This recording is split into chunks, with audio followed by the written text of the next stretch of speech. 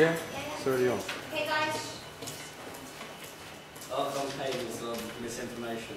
It's a thing that happens in everyday life, but it's not a thing that's talked about a lot, but it's something that affects your life really badly. Our aim for our campaign is to make people aware that information does happen, and that everything that you learn on the internet or around life may be true. Misinformation happens in everyday life, and you may not even know. Well, our name of our campaign is called Studio, as you can see in our pie chart there. There's like 4 people who wanted to do 4 studio and 3 people want to do misinformation. And we think it might relate to our target audience because they might play a game called Call of Duty, so they might want to know what they're doing and be interested in it. And our slogan is called Be Aware, Be Safe, check before you copy and paste. So because it sounds familiar and relates to our campaign when they do it.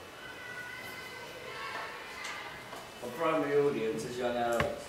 They spend a lot of time researching on a specific area for university or college work, or for school, and they could be a victim of misinformation. It could be both genders at the age of 15 to 25, since they are in university or college. And if you hand in a piece of work that's not true or incorrect, it could affect your marks badly.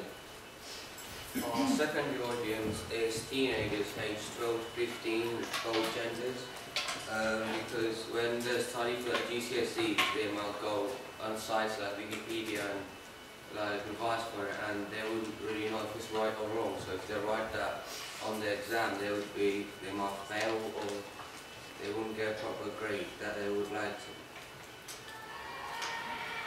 Our campaign strategy that we're using is shock.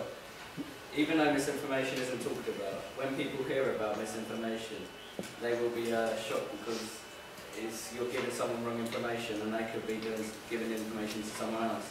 So it gets around and it's all incorrect. Especially the victims, they would be shocked when they listen or see what the victims have become if they get the wrong information about. The name of our campaign, as we saw in the questionnaire, was called Duty. So we might think it might be safe for them. And we chose the font, as you see, capital Arial, so it could get the attention of the audience and show how serious it is. For our colours, we've used red and black. We've asked our classmates what colours we should use, and the most favourable colours was red and black. You can see in the pie chart. This is probably because it stands out the most, and yeah.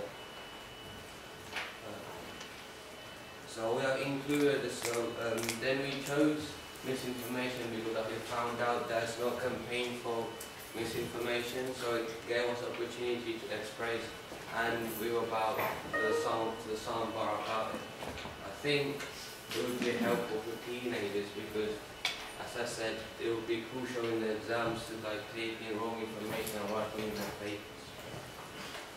Our campaign would appeal to mature young adults around the age of 17 to 25 as a primary audience, as they're starting learning work, although they might not know all the drawbacks of misinformation and when it's used. This campaign would be a good way for them to learn the drawbacks of it. That's it. Well done, both.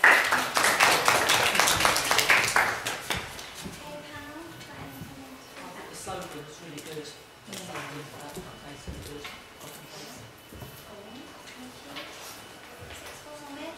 Yeah, I've got. Yeah, I agree. I like it's a good and catchy slogan, and also you've got the visual picture, as well. So it's not just the words. So that's probably the best one of those I've seen. And you did what I've mentioned to the other group, is you've got that on every slide, so that you're reinforcing it. So that was really positive. I would say what I've said to others: try and avoid having a massive text on one slide and then reading it to the audience. Stick to a couple of key points which you then elaborate on. Thank you. I like the fact that your logo is really stands out. The colours you've chosen are quite prominent in it. But one thing I would say is that make sure your information matches, because a couple of times what you read out of your sheet didn't match up with your presentation, so just be careful about that. And just as a bit of general feedback, what do you think about misinformation as a topic?